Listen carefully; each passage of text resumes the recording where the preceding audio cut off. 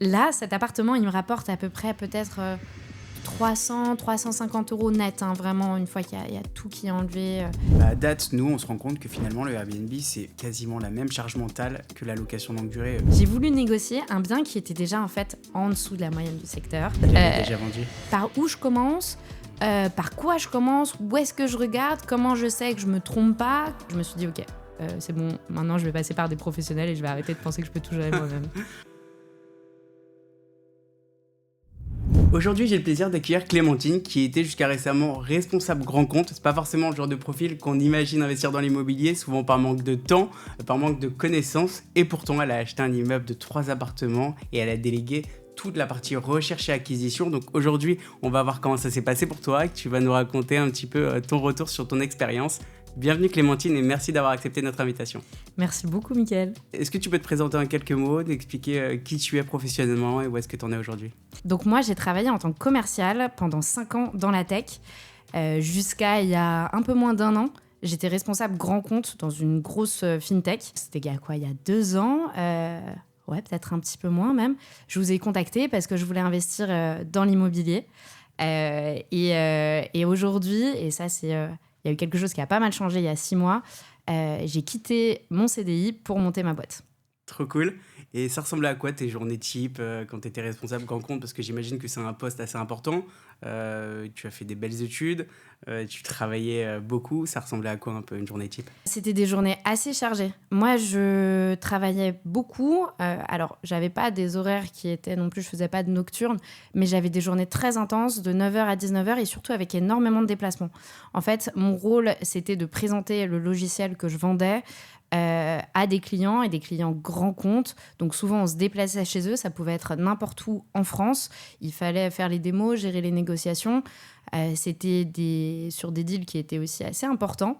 Donc, des journées qui étaient bien chargées. Quand je rentrais à la maison, j'étais souvent assez KO, même si j'adorais mon job. Et j'ai vraiment passé des années incroyables là-bas. C'était un métier qui était assez prenant, ouais. Trop cool. Avant d'investir, c'était quoi ton rapport avec l'argent, avec l'épargne ? Qu'est-ce que tu faisais de cet argent qui restait sur ton compte bancaire ? Et c'était quoi ton ressenti là-dessus ? Alors, je pense que moi, j'ai un parcours qui est assez évolutif par rapport à ça. Moi, j'ai grandi dans une famille relativement aisée, mais, et ça, c'est un peu l'originalité, sans forcément une très grosse culture financière et même, je dirais, un rapport assez sain à l'argent dans le sens où mon père était entrepreneur, il gagnait très bien sa vie. Mais il a toujours considéré que l'argent, c'était fait pour aussi être dépensé, se faire plaisir. Okay. Il y avait vraiment ce truc-là. Et il n'y avait pas forcément... mes parents, ils ont toujours ouvert un peu des grands yeux quand moi, je leur disais que je voulais commencer à placer mon argent, à ouvrir un PEA et ensuite faire un invest immobilier. À Châteauroux, ils étaient un peu... mais qu'est-ce que tu fais, quoi ? Et donc, moi, j'avais ce rapport de... je sais que j'ai envie de gagner bien ma vie plus tard. Parce que je savais que j'aimais bien les belles choses, les bonnes choses, etc. Partir en voyage, les restos. Donc j'avais un petit côté un petit peu dépensier. Mais assez rapidement, quand même, je me suis rendu compte que, c'était bien d'avoir un peu d'épargne. Et 2, je me suis mise à gagner bien ma vie. Et donc, de facto, me mettre à avoir pas mal d'argent de côté. Donc, comme tout le monde, j'ai commencé à avoir un livret A, un LDDS, des comptes comme ça qui ne rapportent pas énormément, mais en tout cas à me constituer une petite épargne. Et ensuite, quand j'ai commencé à avoir un petit peu plus d'argent, là, je me suis dit qu'il y avait une stratégie patrimoniale à construire. Et donc, en fait, il y avait aussi ce projet que j'avais d'être entrepreneur, de monter ma boîte. Et je savais que de toute façon, il y allait y avoir cette deadline de, au bout d'un moment, les banques allaient me dire, quand j'allais être à mon compte, bon, bah, vous êtes bien gentille, Clémentine, mais on ne vous prêtera pas un centime jusqu'à nouvel ordre, en tout cas pendant quelques années. Donc, j'avais vraiment ce truc de me dire, bah, là, j'ai de l'argent de côté, il faut que j'en fasse quelque chose. Et je sais que j'ai cette deadline de... je m'étais laissé à peu près 1 an pour finir mon expérience dans l'entreprise dans laquelle j'étais. Et donc, je savais que dans l'année en cours, il fallait que je fasse un investissement avant de quitter mon CDI. Ok, trop cool. Et tu avais déjà pensé à investir en immobilier ou c'était un terrain inconnu avant de nous appeler ? Non, moi, je pense que j'avais un peu...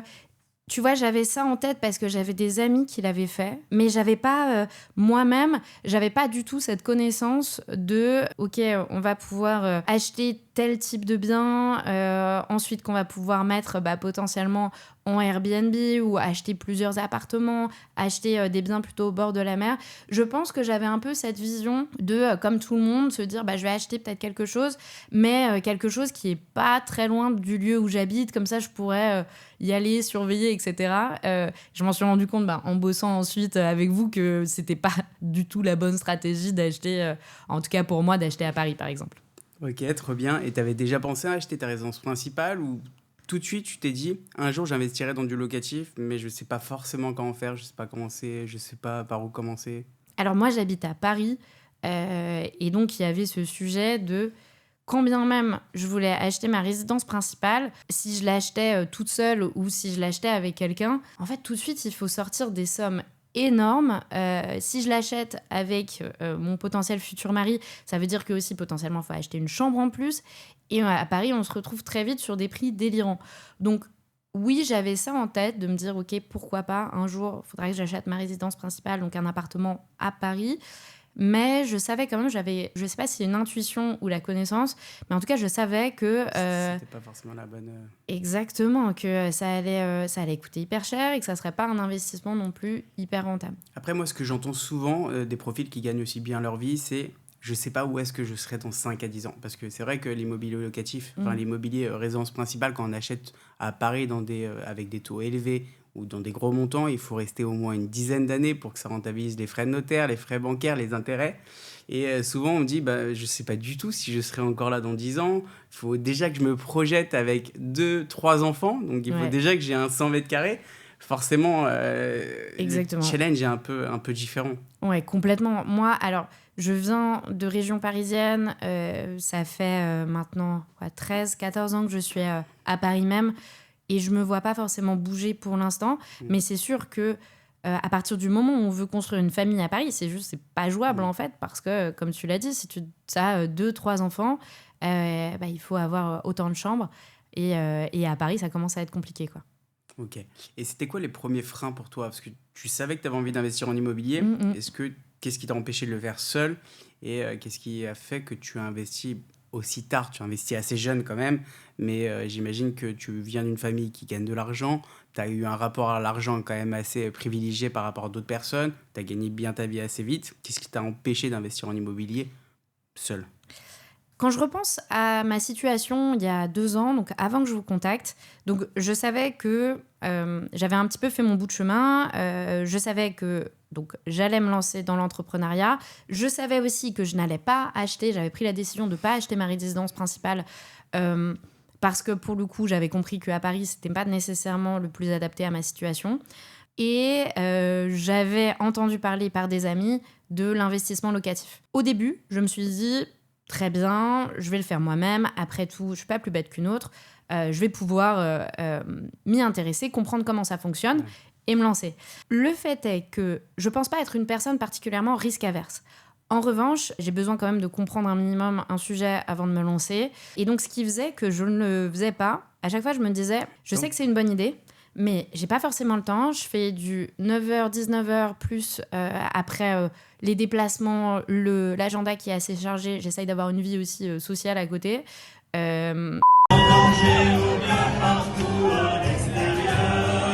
Ouais, une vie sociale bien débordante. Ouais, qui est toujours bien remplie. Et en plus, les week-ends, j'avais pas forcément envie de me poser là-dessus. Donc ça, je pense que déjà, il y avait un facteur temps. Et deuxièmement, il y avait aussi ce facteur, mais par où je commence, par quoi je commence, où est-ce que je regarde, comment je sais que je me trompe pas, quelle est la bonne méthode à faire. Je dis pas que c'est infaisable. Je pense que voilà, une personne qui a vraiment envie de se lancer seule, elle va se mettre à, acheter des livres, regarder des vidéos, se mettre à fouiller dans les différentes annonces, etc. Pourquoi pas? Je pense, d'ailleurs, c'est peut-être ce que vous avez fait aussi. Mais ça nécessite du temps, ça nécessite... Ça nécessite de ne pas mettre son temps sur autre chose qui peut rapporter plus d'argent, potentiellement toi, ton travail qui devait te rapporter beaucoup plus d'argent. Que d'aller te renseigner sur comment investir, sur passer tes soirées, à essayer de chercher sur YouTube la bonne vidéo, etc. Exactement. Et après, il y avait aussi ce truc, au bout d'un moment, en fait, je me suis dit, alors certes, passer par un autre interlocuteur, une autre personne pour trouver un appartement, et bah ça va coûter un petit peu d'argent. Mais en fait, j'ai vraiment réalisé que ce coût-là, effectivement, c'était un coût que j'économiserais si je le faisais moi-même. Mais en fait, de fait, je me suis rendu compte que je ne le faisais pas moi-même, que j'avais pas le temps de me lancer, que ça allait me coûter aussi du temps à moi si jamais demain je voulais me mettre à éplucher tous les livres qui existaient. Et donc, en fait, c'était le coût en fait, de l'inaction qui finalement serait bien plus grand. Donc, en fait, moi, c'est comme ça que je me suis décidée. Je me suis vraiment dit, là, Clémentine, tu te dis que tu peux le faire toi-même. Mais regarde, ces derniers mois, tu ne l'as pas fait. Je pense que, mine de rien, tu es un petit peu figé par le fait de se dire par où je commence, comment je le fais, etc. Et de remettre à plus tard. Et donc là, c'était parfait. Je me suis dit, OK, c'est bon, maintenant je vais passer par des professionnels et je vais arrêter de penser que je peux tout gérer moi-même. À 100%, nous, en vrai, on était un peu dans la même situation quand on a commencé parce qu'on a tendance à se dire, déjà, on peut le faire seul. Évidemment, tout le monde peut le faire seul. À partir du moment où tu es un peu malin, que tu comprends les choses, tu peux le faire seul. Nous, ça nous a coûté des années puisque finalement, on s'est dit, allez, ce week-end, je m'y mets. Sauf que tu arrives le week-end, t'es KO. Le samedi soir, tu sors. Le dimanche, tu n'ouvres même pas ton téléphone. En tout cas, tu l'ouvres pas pour apprendre à investir. Alors moi, je me disais, prochaines vacances, je me mets une semaine. De toute façon, je serai au bord de la plage. J'ai aucune excuse. Et j'aurai des vidéos. Mais je peux même me prendre une fois. Enfin, il y a plein de choses qui existent pour pouvoir te former tranquillement. Sauf que quand tu es en vacances, tu te dis, attends, j'ai que 2-4 semaines par an. Je vais respirer, je trouverai le temps quand je rentrerai et forcément, clairement. Nous, on a perdu beaucoup d'années à faire ça et jusqu'au moment où, pareil, on a décidé aussi, je sais pas si tu le sais, mais nous, on est passé par des gens comme nous pour notre premier achat, pour s'occuper de tout et ça nous a permis au moins de mettre un pied dedans et pour nous, ça a été game changer. Ouais, c'est essentiel. Et c'était aussi, pour moi, c'était le prix de la sérénité aussi. En fait, quand tu as confiance dans la personne qui t'accompagne et qu'elle te guide aussi, qu'elle t'explique les différents éléments, qu'elle t'explique aussi son choix, pourquoi est-ce qu'elle a choisi tel et tel bien, qu'est-ce qu'il faut regarder. Quand toi, tu te poses des questions de est-ce que je dois prendre plutôt ci, plutôt ça, tiens, c'est quoi ça, est-ce que c'est grave ou pas, c'est des choix qui sont lourds à porter quand tu es tout seul, que tu ne t'y connais pas, que c'est la première fois que tu fais ça. Forcément, en fait, ça, c'est quelque chose, un fardeau qui va peser sur tes épaules, versus si tu as quelqu'un qui te dit non, t'inquiète, ça, c'est pas un élément qui est clé. En revanche, ça, il faut vraiment que tu regardes. Et là, pour gérer cette situation, c'est simple, il faut que tu fasses A, puis B, puis C. Et ça pour moi, ça n'a pas de prix pour, en tout cas, un premier achat. C'est marrant parce que j'ai vu une vidéo hier, c'était un artiste sur Instagram qui se faisait un peu... il y avait un commentaire sur une de ses vidéos d'une personne en disant « J'adore ton art, par contre c'est beaucoup trop cher ». Et l'artiste, il a fait un post pour moi qui était qui m'a énormément parlé. C'est, oui, effectivement, alors j'ai une grille tarifaire, voici mes tarifs. Moi, ça fait 10-15 ans que je suis artiste. Mes tarifs ont évolué. Pourquoi ? Parce que qu'est-ce qu'on voit pas derrière finalement ? On se dit, ok, tu mets 20 minutes pour faire une toile que tu vas me vendre tant d'euros. D'accord, j'ai mis 20 minutes pour te la faire. Mais il y a 10 ans, je mettais pas 20 minutes, je mettais peut-être 2 jours à te la préparer. Parce que j'ai dû apprendre certaines choses qui m'ont coûté de l'argent, qui m'ont coûté encore plus de temps, parce que je les vendais pas, je les vendais moins cher, je mettais beaucoup plus de temps à les faire. Aujourd'hui, ma valeur ajoutée qui fait que j'ai mis 10 ans à pouvoir produire ça en 20 minutes, bah forcément, toi, ça te fait gagner. Enfin, tu vois, il y a cette valeur du temps à l'argent qui, pour moi, est hyper importante de se dire, bah forcément, tu vas éviter toutes les erreurs que nous, on a pu faire. Tu vas éviter le temps d'apprentissage. Mais l'apprentissage, en fin de compte, tu peux apprendre sur YouTube, tu peux apprendre en te formant. Et tu apprends énormément en faisant des erreurs. Nous, on a perdu des dizaines de milliers d'euros en faisant des erreurs de stratégie. Plein de choses sur lesquelles on s'est trompé. Ce qui permet aujourd'hui pour nous d'éviter de faire les mêmes erreurs aux personnes qu'on accompagne. Donc, Absolument. Moi, je pense que c'était vraiment ce que j'avais en tête. C'était passer par vous, c'était enclencher le mouvement, c'était arrêter de repousser la chose et c'était aussi me rassurer et savoir que j'allais pas faire une énorme erreur d'acquisition, un truc que j'aurais pas vu parce que j'avais pas la compétence, pas la connaissance. Donc, je suis complètement alignée avec ça. Et puis, au bout d'un moment aussi, il fallait que je me lance. Comme je le disais, je pense que je suis pas particulièrement averse au risque. J'ai tendance à évaluer la situation, peser le pour et le contre, et en fait, si au bout d'un moment, je me rends compte qu'il y a un intérêt, ok, j'y vais. Et après, moi, je crois beaucoup au fait il faut faire des choix, et ensuite, une fois que le choix est fait, tu fais en sorte que ça marche, et tu fais en sorte que ce soit le bon choix. Ouais, exactement, 100% pareil. Et bah voilà, et du coup... Bon, on en reparlera peut-être après, mais moi, j'ai pas regretté. Trop cool. Quand tu as parlé de notre concept, où on t'expliquait que tu pouvais absolument tout déléguer de l'acquisition à la recherche, etc., c'était quoi ta première réaction par rapport à ça ? Par rapport à ça, moi, je me disais, ok, très bien, c'est vraiment ce que je recherche, c'est vraiment l'accompagnement. Donc, il y avait à la fois cette partie, je suis contente de pouvoir déléguer et d'avoir une personne qui va rechercher pour moi. En même temps, moi, j'avais envie d'apprendre aussi. Et donc, c'était hyper intéressant d'échanger avec vous, de savoir un petit peu ce que vous recommandiez, les méthodes que vous mettiez en place, comment est-ce que vous faites pour aller sourcer des biens, pour les visiter, qu'est-ce que vous regardez, etc. Donc je pense que j'avais à la fois cet aspect de ok, je vous laisse faire et je vous fais confiance, et en même temps cette curiosité d'essayer de comprendre et de me dire ok, comment ça marche, d'accord, ok, on fait ça. Et pour l'instant, moi, j'ai rien acheté toute seule par moi-même, et pour l'instant en plus je viens de lancer mon activité, donc c'est pas encore le moment. Mais ça m'a beaucoup appris et ça, c'était hyper précieux aussi de vous regarder faire. Ok, trop cool. Et quand on t'a proposé le projet, parce qu'on a mis du temps entre la recherche, on est revenu vers toi quelques semaines, voire quelques mois plus tard, je crois, avec un long moment de silence. Qu'est-ce que tu t'es dit quand on t'a proposé le bien? Est-ce que tu t'es dit, il y a quelque chose qui va pas, il doit y avoir un loup, c'est pas normal que ce soit aussi fluide, aussi rentable? Parce que toi, en plus, c'était vraiment un bien qui était clé en main. Ouais. C'était quoi ta réaction quand on te l'a présenté? Alors, je sais pas si tu te rappelles, mais au début, tu m'avais proposé un bien. Ah oui, exactement. À Vannes, ouais. Tu m'avais proposé un bien hyper mignon, un joli petit appart, parfait en Airbnb, dans une ville juste à côté de là où mes parents ont une maison de vacances, donc à Vannes, dans le golfe du Morbihan. Et je me rappelle, j'avais regardé et je m'étais dit, c'est joli, c'est mignon, mais on en avait rediscuté ensemble et on s'était dit, bon, c'est peut-être pas ce qui fera le plus d'argent, c'est un peu l'achat plus plaisir où je pourrais y aller aussi. Et je me rappelle, on en avait rediscuté et puis de toute façon, je crois que l'appart a été vendu entre-temps. Mais finalement, j'avais un peu revu mes critères et on en avait rediscuté et je t'avais dit, en fait, laisse tomber l'achat plaisir. Moi, je m'en fous d'avoir un truc mignon, joli, au bord de la mer. Bah, d'autant que mes parents avaient une maison juste à côté.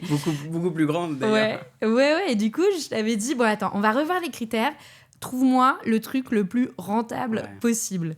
Et donc, vous êtes revenu vers moi peut-être, je sais pas, un mois plus tard, avec un immeuble à Châteauroux. Alors, on était loin de l'achat plaisir, là, en l'occurrence, parce que pour l'instant... Tu ne te voyais pas aller à Châteauroux pour non, pour l'instant. vacances. Alors, tu sais quoi, là, j'en reviens, j'ai été hier, et bon, le centre est mignon. Je n'ai pas encore tout visité, mais il y a un petit centre qui est mignon. Je suis d'accord avec toi, il y a des très bons restaurants aussi. Ouais. Un peu au même niveau que Paris, mais... Ouais, après de là, aller habiter à Châteauroux, j'en suis pas encore là, mais voilà, non, sur le moment, donc je me suis dit, ah ouais, Châteauroux, c'est la ville de Gérard Depardieu, je crois. À part ça, je connais. Je crois qu'il vient de là-bas. Ou en tout cas du coin. On aurait dû le mettre dans le dossier. Ouais, c'est ça, tu mets sa photo dans le dossier. Le mec a rien compris, tu sais comment vendre. Mais en tout cas, ouais, donc quand j'avais vu l'immeuble à Châteauroux, je me suis dit, ah ouais, Châteauroux, c'est un peu dans une ville que je connais pas, un peu au milieu de nulle part. Désolée pour les personnes qui viennent de Châteauroux, mais en tout cas, et l'immeuble me paraissait clean, mais on n'était pas du tout sur un achat mignon, joli, plaisir, voilà. En revanche, quand j'ai vu la situation de l'immeuble, donc c'était un immeuble qui était déjà loué, avec 3 locataires, sérieux, des bons dossiers, le truc venait d'être fait, ça tournait, il n'y avait pas de problème, mais moi je me suis dit, mais bingo en fait. Directement.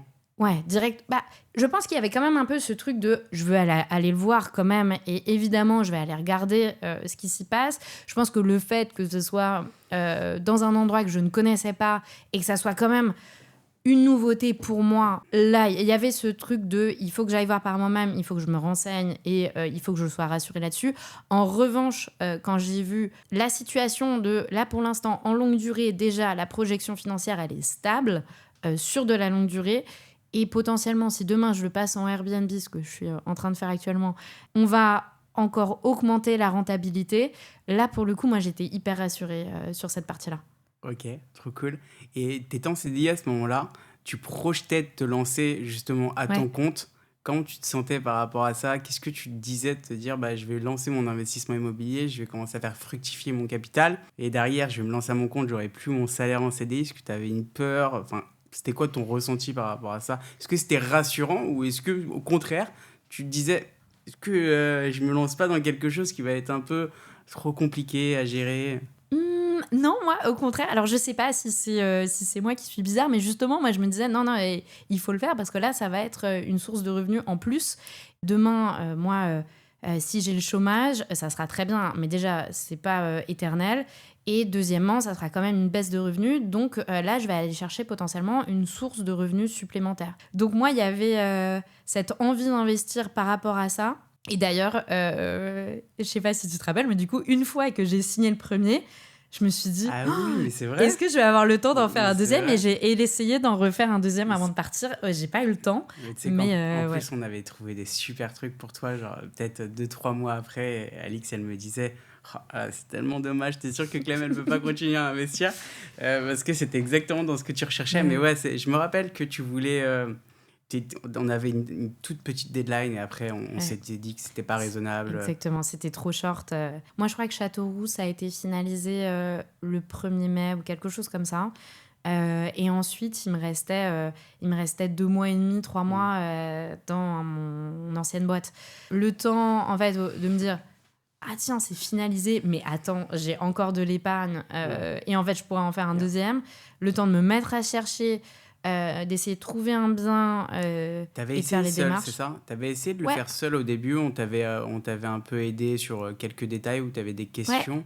Et après, tu nous avais redemandé de t'aider. Ouais. Qu'est-ce qui s'était passé à ce moment-là pour que tu nous dises, bon, finalement, essayez de me retrouver quelque chose, ou si vous trouvez quelque chose, ça va être intéressant. Ouais, déjà moi, et c'est ce que je disais tout à l'heure, j'ai beaucoup appris en vous regardant. En plus, vous avez été hyper généreux en conseils justement et en accompagnement. C'était pas du tout, attends, on va gatekeep tous les secrets et comme ça, elle sera obligée de refaire appel à nous derrière. C'était plutôt, regarde, on va te montrer, et ça c'est vraiment un truc que j'ai apprécié, c'était, regarde, on va te montrer comment nous on a fait, et après tu choisiras par la suite si ça doit se représenter. Enfin, tu sauras dans les grandes lignes comment faire, et voilà. Et donc, même quand j'ai cherché toute seule, vous avez été hyper utile, vous avez répondu à pas mal de mes questions. Et ce qui s'est passé, c'est que donc, moi, j'avais envie, pour le coup, cette fois, d'acheter quelque chose que je pourrais moi-même utiliser pour des week-ends ou pour des vacances. Il y a un endroit que j'adore, c'est toute la côte en Normandie qui est située entre Dieppe et Étretat, grosso modo. Et donc, j'ai commencé à regarder à ce niveau-là. Mais en fait, quand on est toute seule et quand on connaît moins bien, déjà, ça prend plus de temps. Parce qu'en fait, il faut... par exemple, au début, je commence à regarder à Dieppe et après, je me rends compte qu'en fait, à Dieppe, il commence à y avoir des restrictions Airbnb. Je pense que ça, toi, c'est quelque chose que tu aurais remarqué beaucoup plus vite. Ensuite, j'y suis allée pour faire des visites. Je me suis calée, je crois, j'avais 7 ou 8 visites dans la journée. Ouais, quand même. Et je visitais des trucs de merde. Enfin, des trucs, je pense, toi, tu m'aurais dit, non, mais laisse tomber, annule la visite, ça sert à rien. Enfin, voilà, tu fais déjà des petites erreurs qui te font un peu perdre du temps. Et ensuite, j'avais trouvé vraiment une super maison, quelque chose qui me plaisait, qui rentrait exactement dans mes critères. Ouais, Ma perso de commercial qui est ressortie. J'ai voulu négocier un bien qui était déjà, en fait, en dessous de la moyenne du secteur. Et donc, j'ai fait une offre plus basse. J'ai reçu une contre-offre, mais orale, à laquelle j'ai dit OK, go. Et en fait, il avait déjà vendu. Exactement, l'agent C'est une immobilier horreur. m'a dit non, mais en fait, il y a des personnes qui reviennent pour faire une contre-visite et ils ont prévenu la vendeuse que ils achetaient cash. Enfin, ils étaient en Tu peux capacité. rien faire face à Je ça. pouvais rien faire. C'est ce qui me console un petit peu. Je me dis que de toute façon, quand bien même j'aurais fait une offre au prix. Non, t'aurais pu faire une offre au prix. Mais Ouais. parce que c'est marrant Ils parce sont que... arrivés le même jour que moi et en Ouais. plus en disant voilà. Ouais, Donc... non, c'est compliqué. Mais effectivement, en fait, et là, je me suis dit, bon, merde, je pense que ça, tu vois, typiquement, si t'avais été là ou si j'avais été accompagnée, le bon conseil aurait été de me dire, non, mais attends, même avant, peut-être, avant même d'aller visiter, limite, tu peux faire une offre. Bloque-le. Exactement. Et tu vois, ça a été une erreur que j'ai faite. Bêtement, et qui du coup m'a coûté cette hyper jolie maison que j'adorais au bord de la mer. Et derrière, quand j'ai été rechercher des choses, en fait, je me rendais compte que toute seule, j'y arrivais pas. Que j'avais pas mal de doutes, que j'arrivais pas à trouver des biens qui étaient top. Et donc, je vous ai rappelé et je vous ai dit, en fait, là, il me reste 1 mois et demi, quoi. Est-ce que vous arrivez à trouver quelque chose? Là, il faut que je fasse feu de tout bois pour voir si ça passe. Et finalement, on n'a pas réussi à trouver un truc dans mes critères dans les temps. Mais c'est marrant parce que nous, pour nos biens perso, je crois qu'on n'a jamais négocié. On n'a jamais négocié. Au tout début, forcément, on t'apprend que tu dois forcément toujours négocier. Ouais. Donc au début, c'était nos premiers achats, on est passé à côté de bonnes affaires parce qu'on a voulu gratter. Je pense que comme tout bon Français, on aime bien ça. Parce qu'on a l'impression de faire une bonne affaire. Et très vite, avec Alix, on est très mauvais justement négociateurs, pour nous en tout cas. Parce que à partir du moment où on voit quelque chose qui est rentable, qui est quelque chose qui n'est pas forcément commun sur le marché, on se dit, mais En fait, pourquoi aller chercher 24 € en plus de cash flow par mois, alors que de toute façon, on va galérer à retrouver un bien. Donc nous, on n'a quasiment jamais négocié. Et moi, je me rappelle, mon père, au début, qui nous aidait un petit peu, à qui on présentait les projets, il me disait « Non, mais attendez, il faut négocier, etc. » Moi, j'avais trop peur que le bien, il me passe sous le nez. Alors, j'ai jamais négocié, je suis très mauvais négociateur. Par contre, pour nos clients, on a toujours tendance à vouloir négocier déjà notre commission, forcément, parce que pour qu'elle se ressente moins. Et forcément, comme ils savent pas, parce qu'on essaye souvent de négocier et valider une offre avant de proposer le projet, donc si on rate la négociation, au moins on l'a pas présenté, il n'y a pas de déception, et on laisse toujours la possibilité après au client de se dire, bah écoute, si tu veux aller plus loin dans la négociation, on le fait, il n'y a aucun problème. Par contre, sache que derrière, on risque de le perdre. Et forcément, après, trouver des biens aussi intéressants, c'est pas toujours facile. Et d'ailleurs, c'est ce que vous avez fait pour moi. Vous aviez fait ça pour Châteauroux. Je crois que vous aviez négocié, je sais plus, vous aviez baissé de 10 000 ou quelque chose comme ça, le prix de vente. Donc, ce qui permettait en plus complètement de rentabiliser vos honoraires. Mais parce que vous saviez qu'il y avait la possibilité de le faire. Versus moi, toute seule, qui vois ce super bien... au bord de la mer qui correspond à tous mes critères. Et c'est là où votre expertise elle est utile, c'est qu'il faut aussi connaître et savoir les moments où tu peux négocier et par contre les moments où en fait tu as une super offre, enfin un super bien et que là tu peux t'aligner tout de suite. Ok. Et on en a parlé un petit peu, est-ce que tu peux nous expliquer concrètement qu'est-ce que tu as acheté aujourd'hui et comment ça s'est passé depuis la signature ? Alors, moi, du coup, j'ai acheté un immeuble de rapport en monopropriété à Châteauroux. Donc, j'ai 3 appartements. Le plus petit, il fait 38 mètres carrés, je crois. Ensuite, il y en a un de 45 et un de 50 ou 55 mètres carrés. Quand je l'ai acheté, il y avait déjà 3 locataires dont j'avais vu les dossiers. D'ailleurs, vous aviez rencontré aussi certains locataires. Donc, des locataires qui étaient bien, qui étaient sérieux. Et le tout était en longue durée. Donc peut-être que ça, c'est un petit peu différent par rapport à ce que vous avez l'habitude d'acheter, ou en tout cas de recommander d'acheter, parce que c'était pas tout de suite pour le passer sur de la courte durée, même s'il y avait effectivement pour ambition de le passer ensuite donc sur du Airbnb. Sur le moment, donc j'étais allée le voir, je crois que j'étais allée le voir une première fois en décembre. Ensuite, le process de vente avait pris un petit peu de temps parce qu'il y a toujours des sujets avec... les notaires et puis les différentes vérifications à faire. J'ai signé l'acte de vente, je crois que c'était vraiment fin avril ou début mai. Pendant la première année, donc là jusqu'à il y a 2 jours, tout était en longue durée. Et vraiment, moi, j'ai eu l'impression d'avoir hacké le système, quoi, parce que franchement, là, cet appartement, il me rapporte à peu près peut-être... 350 € net, hein, vraiment, une fois qu'il y a tout qui est enlevé, l'expert comptable, le crédit, les assurances, etc. Et concrètement, à part faire des quittances, je leur envoie de manière trimestrielle, répondre une fois à 1 ou 2 questions de il y a le volet qui a l'air d'être cassé, en fait, finalement, non. Franchement, je n'ai rien à faire. Donc, c'était super. La première année, vraiment, c'était... Vraiment, quand je te dis j'ai eu l'impression d'avoir hacké le système, c'est vraiment ça. Je me suis dit, mais comment ça se fait que là, j'ai des biens qui tournent tout seuls, je n'ai rien à faire. Limite, j'ai l'impression que c'est pas réel. Je sais même pas si je suis vraiment propriétaire. C'est donc ça, être propriétaire. Enfin, c'était super. Et là, en fait, plus récemment, du coup, tu as une des locataires qui a décidé de partir parce qu'elle achète son propre appart. Et donc là, je suis en train de rentrer dans une deuxième phase. Une phase plus de maximisation de la valeur que je retire de ces appartements. Et donc, je vais passer l'un des appartements là en Airbnb. J'étais à Châteauroux hier et avant-hier pour justement venir décorer l'appart. D'ailleurs, merci beaucoup à tous les deux. Vous m'avez bien aidé aussi sur les tips pour la déco. Je crois même qu'on a un tableau, on a acheté le même tableau. Il y a une des décos qu'on a en commun. Je pense qu'on va avoir tous les mêmes appartements dans toute la France. Ouais, c'est la signature Michael et Alice. Et du coup, là, je le passe en ce moment en Airbnb. Donc, ce que j'anticipe, c'est peut-être un petit peu plus de travail pour la gestion. Là, il y a la partie rénovation. Enfin, c'est léger, hein, ça a été un petit coup de peinture à faire. Et ameublement qui prend un petit peu de temps. Attends, 2 jours pour... préparer un appartement, donc tu as fait l'état des lieux de sortie. Ouais. Tu as préparé l'appartement. Comment tu t'es organisé en 2 jours pour faire tout ça? Dans un monde idéal, là, je te dirais, ouais, c'est quasiment fini. Je vais pas mentir, c'est pas encore fini, tout simplement parce que j'ai eu des galères avec les livraisons Ikea, un colis qui s'est cassé ou perdu. Ouais, c'est toujours l'horreur du... Ouais. Et Amazon, un truc qui a bugué, et donc j'ai pas reçu ma commande.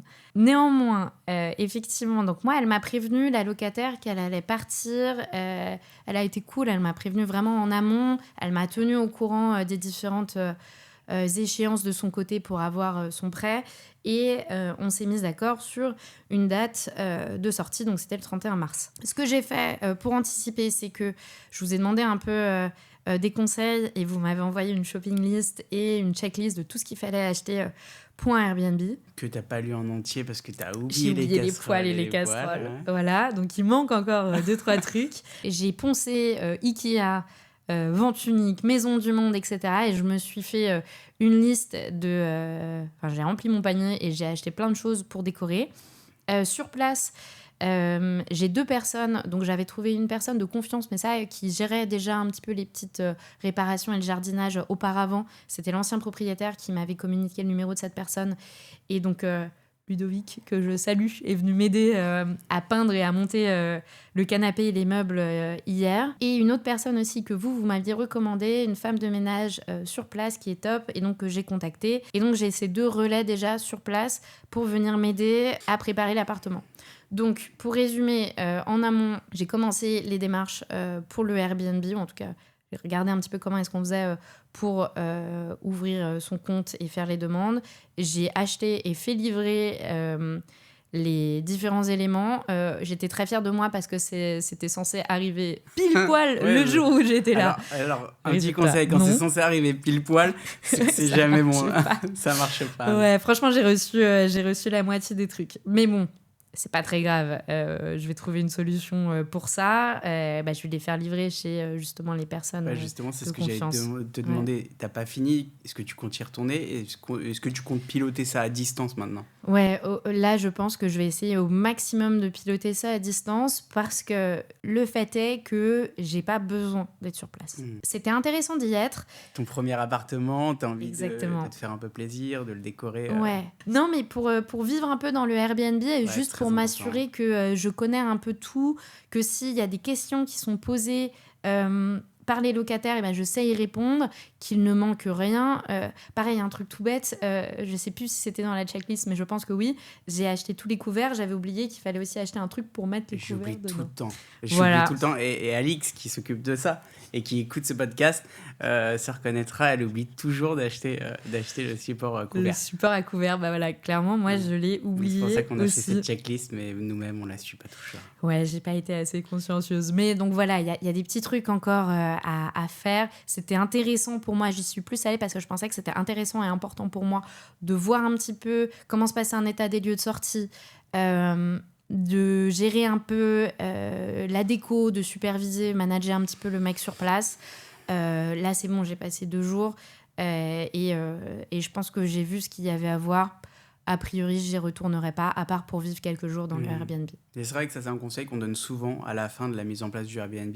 Pour se décharger mentalement, c'est important d'y passer quelques jours et d'anticiper en fait toutes les petites problématiques. Donc 100%. De toute façon, si tu vas pas toi, tu verras que c'est le locataire qui te donneront tout ça et tu pourras piloter ça à distance hyper facilement et remédier à ça. Mais justement, toi, comment tu as réagi par rapport au fait, parce que tout le monde se dit, bon, Airbnb, c'est plus de friction. Nous, on s'adapte souvent aux clients. Il y a des clients qui préfèrent faire de la location longue durée, donc on cherche de la location longue durée qui est un petit peu plus patrimoniale. Et les personnes qui veulent chercher un peu plus de cash, on va les orienter plus sur du Airbnb. Nous, on a aujourd'hui développé un système qui permet d'automatiser à 95%. Il y a toujours des choses qu'on va devoir gérer, parce que l'humain, aujourd'hui, il ne peut pas forcément déléguer absolument tout. Comment tu t'es senti à partir du moment où tu as expliquer ce fonctionnement? Est-ce que c'est une peur pour toi, ou le système qu'on t'a expliqué, que tu vas mettre en place, te parle déjà beaucoup? Franchement, encore une fois, moi je suis je suis assez pour le fait de faire les choses, de voir comment ça se passe, et ensuite on avisera, on fera en sorte que ça marche, et si ça marche pas, on trouvera une autre solution. Ouais. Mais je garde aussi en tête que si finalement je me rends compte que c'est trop de taf, que en fait j'arrive pas à gérer pour une raison X ou Y, on en reparlera dans un an. Il y a toujours cette option de le repasser en longue durée, ce qui est hyper rassurant pour moi. Encore une fois, j'ai analysé un peu les risques et les opportunités. Je me fais pas énormément de soucis sur ma capacité à gérer un appartement en Airbnb pour l'instant à distance. Je pense que ça va le faire et je pense qu'effectivement je vais maximiser mon revenu là-dessus. Moi j'ai la chance aussi, vu que j'en ai 3 et que pour l'instant les 2 autres sont en longue durée, si jamais demain il y a un autre appartement qui se libère, je choisirai si je veux le passer en longue durée ou en courte durée. Mais du coup là j'ai la chance de pouvoir le faire progressivement et que ce soit une option, mais que je ne sois pas obligée de le faire. Rendez-vous dans un an où on fera le bilan et on verra ce qu'il en est. À date, nous, on se rend compte que finalement, le Airbnb, c'est quasiment la même charge mentale que la location longue durée. Tu l'as dit tout à l'heure, la location longue durée, on t'appelle parce qu'on croit qu'il y a un volet cassé ou on t'appelle parce qu'il peut y avoir une fuite d'eau. L'immobilier, c'est pas le passif le plus passif, justement, du marché. Il peut y avoir des petits problèmes techniques et ces problèmes, souvent, tu vas les retrouver dans les mêmes situations. C'est-à-dire que ton locataire longue durée, si tu es en meublé, il ne sera jamais autonome, donc il va t'appeler pour que tu lui trouves une solution. Et finalement, Airbnb, vu qu'on va automatiser justement tout le process pour récupérer les clés, tout le process, on va même expliquer toutes les frictions. Nous, aujourd'hui, on limite vraiment un maximum de frictions. On explique comment tout fonctionne et on anticipe tous ces problèmes. Les seuls moments où les locataires vont faire appel à nous, c'est les moments où ils se disent « Excusez-moi, il y a un petit peu d'eau ici. » De toute façon, t'es pas plombier, je suis pas plombier. Quoi qu'il en soit, même si l'appartement était à 20 minutes de chez moi, je pense pas que j'y serais allé. Donc c'est vrai que je trouve que ça se gère pareil. Ça se gère de la même manière. Et d'ailleurs, ça me fait penser à la dernière fois, je t'ai envoyé un de mes amis qui cherchait à investir parce que sur les conseils de ses parents, et c'est souvent... on va rentrer dans le cliché, mais c'est souvent aussi un peu les conseils de l'ancien temps de dire « Mais non, achète un truc à côté de chez toi. » Comme ça, au moins, s'il y a un problème, tu peux y aller. En fait, désolée, mais moi, si dans l'appart, qui soit à côté de chez moi ou à l'autre bout du monde, il y a une fuite d'eau, je vais pas gérer la fuite d'eau, je sais pas faire, je suis pas plombier. Et donc, en fait, dans tous les cas, je vais sortir mon téléphone, je vais appeler quelqu'un et quelqu'un va venir. Et donc, en fait, je pense que ça sert aussi à ça, d'être bien accompagné et bien conseillé. Ça permet d'éviter ce genre d'écueil ou de on-dit, de cliché de « Ah, c'est bien, achète quelque chose. » L'exemple typique, achète quelque chose à côté de chez toi. Moi, là, Châteauroux, oui, c'est à 2 heures de train. A priori, c'était la première fois que j'y retournais en un an. Et a priori, j'y retournerai pas de sitôt, quoi. À part pour habiter quelques jours, mais voilà. Ok, super. Mais d'ailleurs, la petite anecdote, c'est que quand je lui ai proposé le projet, j'avais vu qu'il voulait investir à Paris. J'avais fait une simulation à Paris où moi, à l'époque, il me disait « Je veux investir dans quelque chose qui va s'autofinancer. » Donc, j'avais fait une simulation à Paris. Et nous, on a un indicateur sur nos calculateurs qui est le rendement sur fonds propres. C'est à combien ton apport travaille. Ouais. Et à Paris, son apport travaillait, je crois, à moins 1,5. J'ai jamais vu ça. C'est-à-dire que vraiment, ton apport travaille, perd de l'argent versus 30% par rapport au projet où qu'on lui a ramené. Donc, c'était assez marrant. J'ai bien fait de vous l'envoyer, alors. Donc, aujourd'hui, tu as quitté ton CDI. Tu t'es lancé dans ta boîte. C'est quoi tes journées Comment ça se passe ? Les journées sont assez chargées et elles sont différentes d'avant. C'est-à-dire que moi, je ne vais plus avoir ce truc de je sais que du lundi au vendredi, 9h, 19h, je vais au bureau et je connais à peu près mon emploi du temps. Même quand il y avait des déplacements, je le savais. Donc tout ça pour dire qu'aujourd'hui, ma vie, elle a quand même beaucoup changé. Les gros avantages, c'est qu'aujourd'hui, à partir du moment où j'ai mon ordinateur, une bonne connexion Wi-Fi et mon casque, je peux faire des calls de où je veux. Et du coup, ce qui fait que je voyage beaucoup. Sur Instagram, on pourrait croire que je suis tout le temps en vacances. La réalité... C'est ce qu'on croit. Exactement. Ça, c'est ce que je montre, évidemment. Ouais. Je montre le moment sympa où je suis sous le soleil à la plage. Je montre beaucoup moins le moment où je suis enfermée dans ma petite chambre d'hôtel en train de faire des calls. Donc ça, c'est un peu l'envers du décor. Néanmoins, j'ai beaucoup de liberté et j'ai peut-être aussi plus de responsabilités que ce que j'avais avant, ou en tout cas des responsabilités différentes, c'est-à-dire que je sais que moi, chacune des actions que je fais aujourd'hui, c'est une action qui est directement rémunératrice, potentiellement ça sera dans le futur, ça me rémunérera dans le futur, mais qui en tout cas est directement liée à ce que moi-même je vais produire et ce que je vais générer dans le futur, ce qui est top et c'est ce que je voulais faire et c'est pour ça aussi que j'ai quitté mon CDI. Trop bien. Dernière question, qu'est-ce que tu dirais aux personnes qui nous écoutent aujourd'hui, qui ont un bon salaire, qui se disent que c'est peut-être pas le bon moment, qui vont peut-être le faire seuls? Qu'est-ce que tu leur dirais aujourd'hui s'ils hésitaient à investir en immobilier? Moi, ce que je leur dirais, et en fait, je ne vais même pas utiliser le conditionnel parce que c'est ce que je leur dis actuellement parce que je vous envoie pas mal de recommandations parce que moi, ça s'est super bien passé mon expérience avec vous. Si c'était à refaire, mais je le ferais 1000 fois. C'est toujours ce que je dis aux personnes avec qui j'échange, parce qu'en fait j'ai beaucoup de personnes qui sont un peu dans le même cas que moi dans mon entourage, qui commencent à bien gagner leur vie, commencent à avoir un petit peu d'argent de côté et se disent ah tiens, j'aimerais bien investir dans l'immobilier. Ça je l'entends, mais je pense une fois par semaine. Et donc en fait moi à chaque fois je repartage mon expérience, je dis qu'est-ce qui t'empêche de le faire aujourd'hui, qu'est-ce qui fait que tu ne le fais pas. C'est toujours pareil, c'est j'aimerais bien le faire, faut que je me penche sur le sujet, et ils le font jamais. Vraiment j'ai l'impression de me voir moi il y a 1 an et demi, 2 ans. Et donc moi, à chaque fois, ce que je leur dis, c'est moi, je l'ai fait, ça s'est bien passé, les risques sont pas aussi grands que tu le crois, et surtout, quand tu es bien accompagné, ça se passe très bien. Si tu veux, je te mets en relation avec Mika et Alix, faites un call, ça n'engage à rien, et tu verras un petit peu ce qu'ils vont te proposer et l'accompagnement, et après, tu vois si tu penses que c'est pertinent pour toi de te lancer ou pas. Et je pense que dans 80% des cas, ils ont avancé avec vous. Que ce soit avec nous ou pas, exactement. D'investir en immobilier, pas de laisser son argent rester sur son compte bancaire. Ou acheter un appartement à Paris en pensant qu'on fait une bonne affaire parce qu'on sera juste à côté. Non, moi vraiment... si c'était à refaire, donc non seulement je le ferais, mais je m'y prendrais plutôt pour acheter un deuxième, pour avoir le temps d'acheter un deuxième. Donc 1000%... Vraiment, ma reco, c'est faites-le. Investissez quand vous pouvez. Si vous avez de l'argent de côté, faites-le. Je dirais pour différentes choses. À la fois, c'est intéressant, évidemment, sur le plan financier. Le temps passé versus l'argent que ça rapporte, ça les vaut largement. Et au-delà de ça, deuxièmement, je pense que c'est assez intéressant. Dans tous les cas, moi, j'ai appris plein de choses et j'ai découvert tout un secteur que je connaissais pas. Donc, 100%, moi, je recommande d'investir dans l'immobilier. Trop bien. Écoute, merci Clémentine pour ton retour, c'était hyper constructif et d'échanger avec toi, c'était top. Je pense qu'on se reverra dans 1 an pour faire le bilan de ton ou tes Airbnb. Avec plaisir. Et je suis sûre que ça va très bien se passer. Merci beaucoup.